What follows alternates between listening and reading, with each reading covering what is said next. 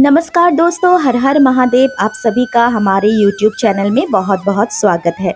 तो हमारे घर के पौधे की गमले में पार्थिव शिवलिंग तो हमने बना लिया, पूजन भी कर लिया, लेकिन पार्थिव शिवलिंग को विसर्जित कैसे करें, और वो भी वो शिवलिंग जो हमने हमारे घर के पौधे की गमले में बनाया है।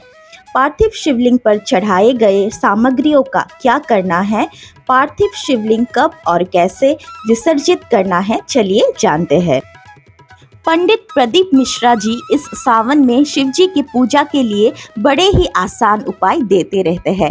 उन्हीं में से एक है पार्थिव शिवलिंग की पूजा, और ये पार्थिव शिवलिंग हम बड़े ही आसानी से और भक्ति भाव से हमारे घर के किसी भी पौधे के गमले में बना सकते हैं, सिवाय तुलसी मैया के, क्योंकि तुलसी मैया के पत्ते शिवलिंग पर नहीं चढ़ाए जाते। सावन में किसी भी दिन हम ये उपाय कर सकते हैं। पार्थिव शिवलिंग की पूजा करना बहुत ही शुभ होता है। पार्थिव शिवलिंग को हमें खुद अपने हाथों से बनाना चाहिए। अगर हम पार्थिव शिवलिंग की पूजा करते हैं तो हर रोज हमें पार्थिव शिवलिंग बनाना होता है और विसर्जन भी करना होता है। पार्थिव शिवलिंग को ज़्यादा देर घर में नहीं रखा जाता। धर्म ग्रंथों के अनुसार पार्थिव शिवलिंग की पूजन से हमारी सारी मनोकामनाएं पूर्ण होते हैं तथा हमारे जीवन में जो समस्याएं आ रही है उन सारी समस्याओं का निवारण महादेव करते हैं। पार्थिव शिवलिंग के पूजन से अकाल मृत्यु का भय भी खत्म हो जाता है और शिवजी की आराधना के लिए पार्थिव पूजन सभी लोग कर सकते हैं। पुराणों में वर्णित कथा के अनुसार मर्यादा पुरुषोत्तम भगवान श्री राम ने रावण का वध करने के लिए समुद्र तट पर पार्थिव शिवलिंग बनाकर उसकी पूजा अर्चना की थी।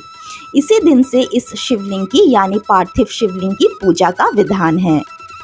पार्थिव शिवलिंग की पूजन सिर्फ सावन महीने में ही किया जाता है, ऐसा बिल्कुल नहीं है। आप चाहे तो हर सोमवार या फिर शिवरात्रि के दिन यानी मासिक शिवरात्रि के दिन भी हम पार्थिव शिवलिंग की पूजन हमारे घर में ही कर सकते हैं। मान्यता ये भी है कि शनिदेव ने अपने पिता से भी ज्यादा शक्ति प्राप्त करने के लिए काशी में पार्थिव शिवलिंग की पूजा की थी। हिंदू मान्यताओं के अनुसार कलयुग में पार्थिव शिवलिंग की पूजा अत्यंत ही शुभ और कल्याणकारी मानी गई है। पार्थिव शिवलिंग की पूजा हमेशा उत्तर दिशा की ओर मुख करके करना चाहिए। पार्थिव शिवलिंग की पूजन के बारे में कुछ बातें हमने जान लिया, लेकिन चलिए अब जानते हैं जो शिवलिंग पार्थिव शिवलिंग हमने अपने घर के पौधे के गमले में बनाया था उसका विसर्जन कैसे करना है। तो पूजन के बाद जब दिया अपने आप शांत हो जाएगा, उसके बाद शुरू होता है विसर्जन की प्रक्रिया। हमने हमारे घर के पौधे के गमले में जो शिवलिंग का यानी पार्थिव शिवलिंग का निर्माण किया था उसका विसर्जन हमने कुछ इस प्रकार से किया।